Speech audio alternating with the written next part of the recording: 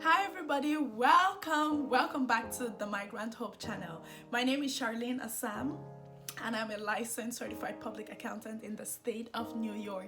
Now, like many of you guys know, I passed my exam in 2017, so about 3 years ago now. And since then, I've just been sharing my journey on the CPA exam on this channel, as well as other things that we do here. Now, this video today is just going to comprise of a couple of things that you need to keep in mind before you start studying for the CPA test. I took a survey of a couple of people who I know who are certified public accountants and just asked them like, okay, what did you think? What do you wish you knew before you started studying for the CPA test? And that's kind of what I'm going to be sharing with you guys today. These are all experienced certified public accountants, who have been working in the field for a number of years, and these are all their responses. So I really hope that you guys enjoy this content, and I'm very excited to be sharing it with you. Make sure you like, share, and subscribe. So the first thing that I would say for sure that you definitely want to keep in mind, and I would say it's probably the most important thing that I'm going to say throughout this video, is the amount of time that studying actually takes. Now, ladies and gentlemen, studying for this test is no joke. It takes a lot of time. You want to be able to dedicate as much time as possible. So that's one thing that I would really encourage you to really think about, that like it does take quite a bit of time, especially because each of the parts would have multiple choice questions. They have the simulations, and then for example in BEC they have the essays that you have to write, or at least when I took them I had to write like 3. It was really short, but at the same time too, you still need time to be able to practice. You want to be able to give yourself enough time to take the practice test and all that stuff. So before you actually start sitting for the test, really have a good understanding that this test actually, between all 4 parts, they actually take a good amount of time to be able to get through all the material so that you're successful and at least you're passing on the first. Now, the second most important thing is everybody's opinion on this test is very different.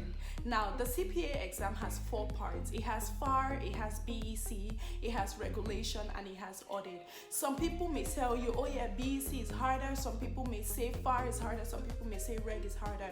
Now, when I did this quick survey from a couple of my friends who I knew were CPAs, is one of my friends said, a lot of people underestimated how easy BEC was, but that was probably one of the most difficult parts for her. So that's one thing to keep in mind, is because people say that the test is difficult. Now the difficulties of the exam of the test vary by the individual. In my opinion, FAR was a lot easier for me than audit. Now, I am an auditor and I do work in audit right now, but at the same time too, I just felt like FAR was a lot of numbers and all that kind of stuff, so it was a lot easier for me to grasp. Now, FAR is definitely by far the longest part to study for, because it did have 10 chapters at the time when I was taking it, but I definitely found it a lot easier than like audit, with like reading all those opinions and all that stuff, which I really wasn't about that. Anyway. Now, the third thing I would say is, and this is something that I asked one of my friends, and I thought that was an amazing piece of advice, and she said,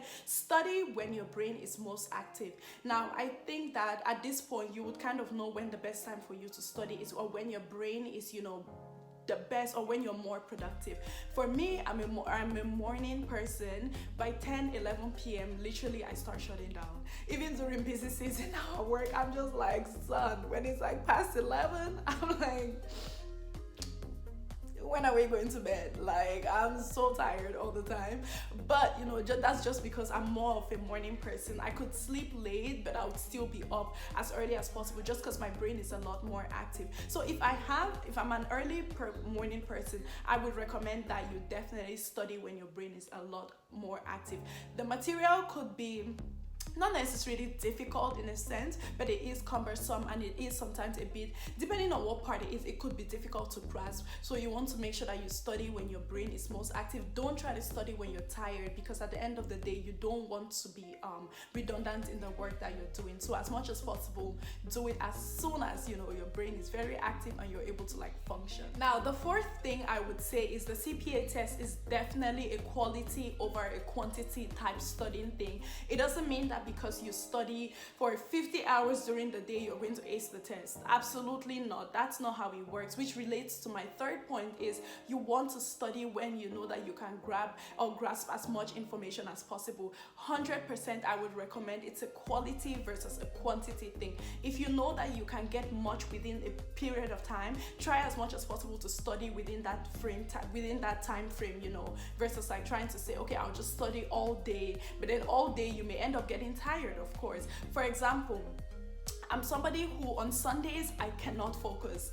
That has been me for a very long time, since I was in college. Even now at work, like it's always so hard for me to like try, like even if I try to like study on work on a Sunday, like it's just very difficult for me to study or focus on Sundays. So because I know that about myself, when I was studying for the test, what I would do is I would just do practice questions. I wouldn't even attempt to even read, because Sunday was my day to just go to church and to just relax and like rebuild and prepare for the next week. So it's always very hard for me to focus on Sundays. The next point I will talk about is when you want to actually start sitting for the CPA test, it is extremely important that you eliminate distractions. I know everybody is very different. People tend to get distracted by different things.